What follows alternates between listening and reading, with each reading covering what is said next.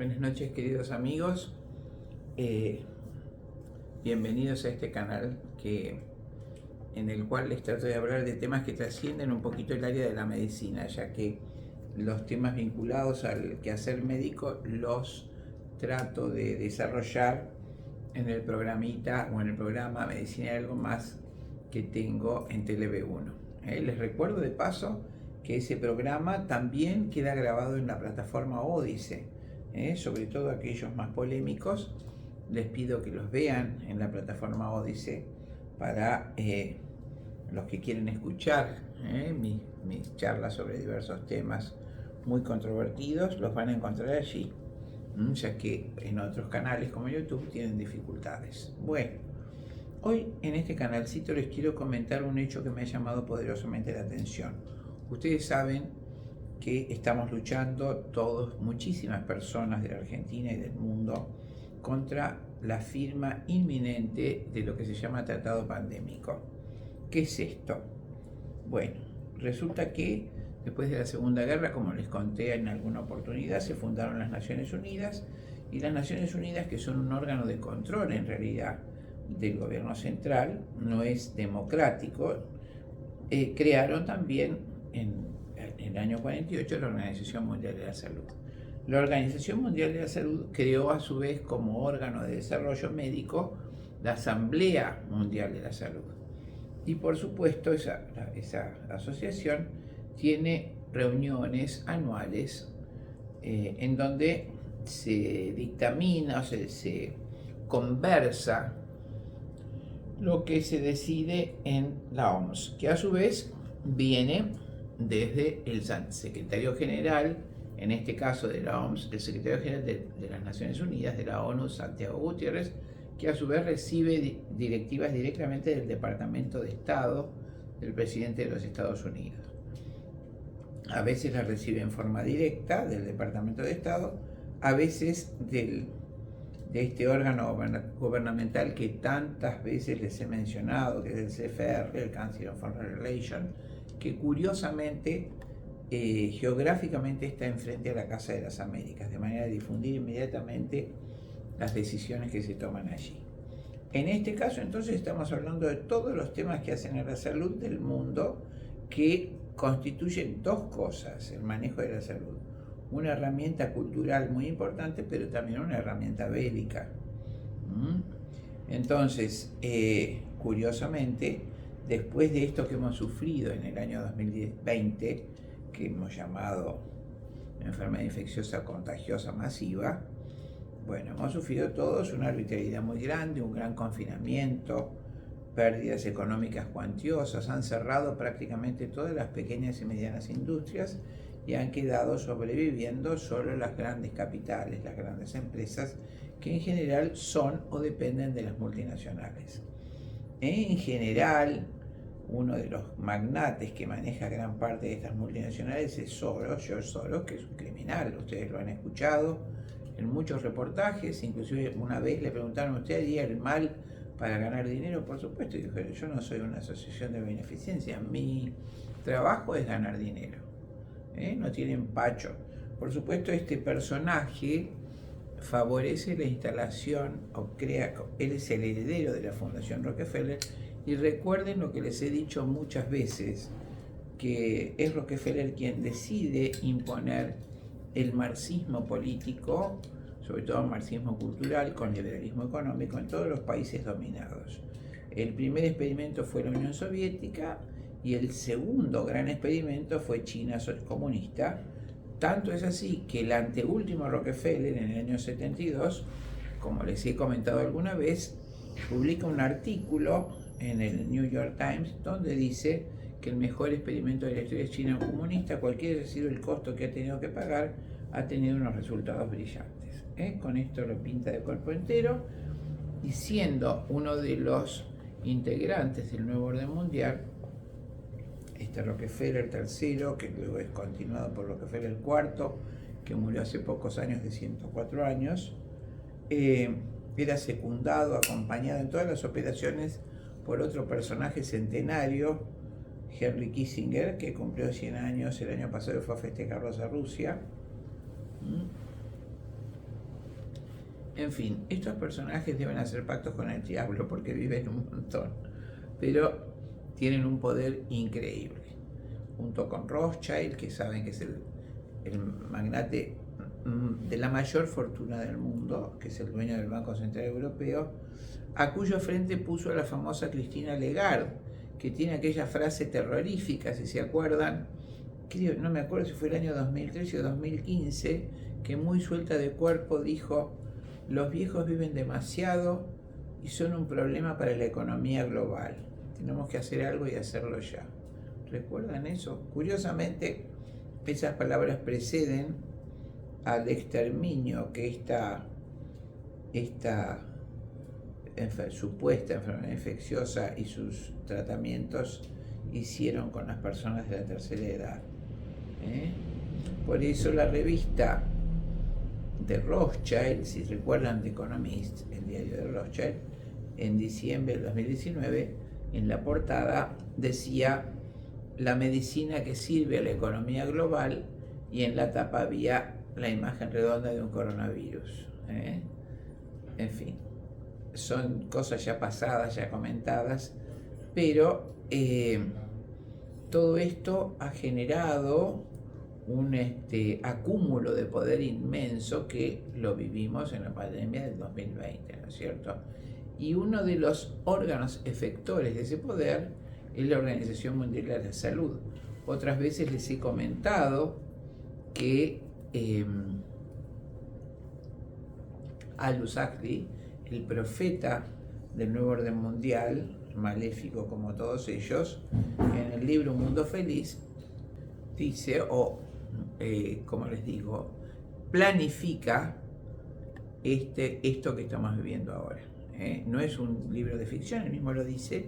Cuando escribió Un Mundo Feliz no lo hice como ficción, sino como proyecto político, y lo hemos logrado. Ese proyecto político se basa en una casta secreta que maneja todo el mundo, y todo el mundo, como esclavos contentos, tienen que ir a su trabajo, luego tener una orgía sexual y no tener vínculos afectivos de ningún tipo, sino utilizar al otro para placer sexual. Ese es su divertimento. Y curiosamente todos los implementos eran símil, ¿no? Símil cuero, símil madera, no había nada auténtico.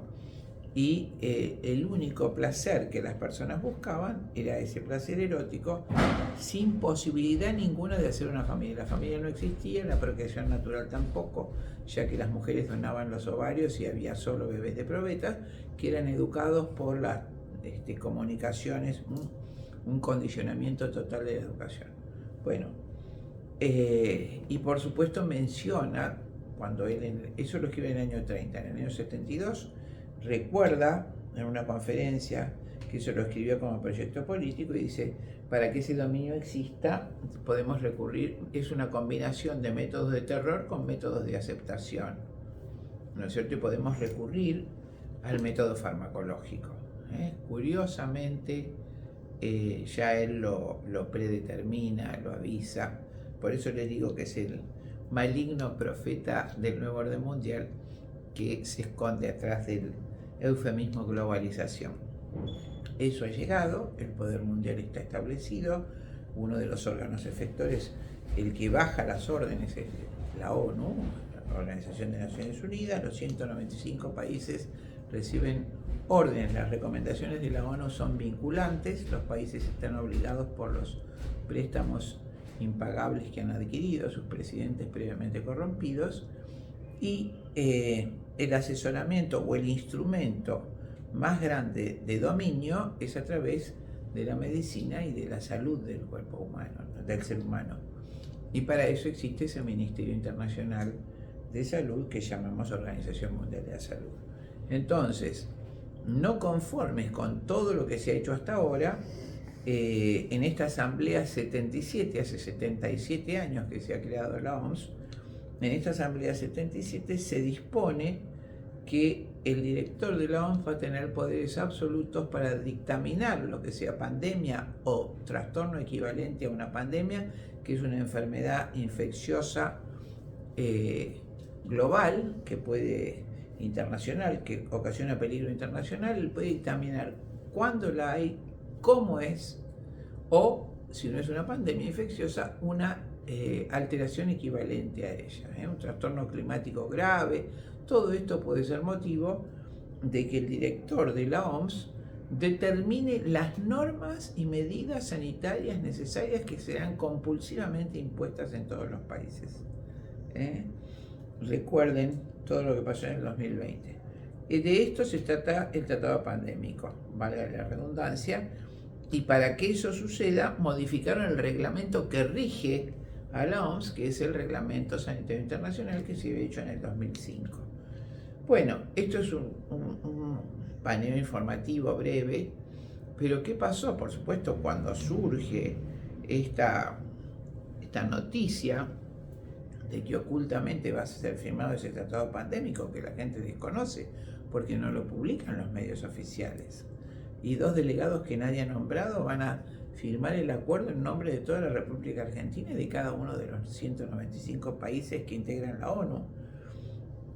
Muchísima gente se ha levantado, hemos trabajado en todo el mundo, muchas personas, para dar a conocer esto, para que la gente sepa de esta barbaridad y que nos apoye para rechazar esta firma de renuncia a nuestra soberanía. Es decir, le están dando el poder total y absoluto, casi les diría como una monarquía absoluta de la época de Luis XIV, pero no regida por un código de ética cristiano, todo lo contrario, con un absoluto interés de dominio y una arbitrariedad enorme de las medidas que se tomen y la obligatoriedad de todos los ciudadanos del mundo de acatarlo.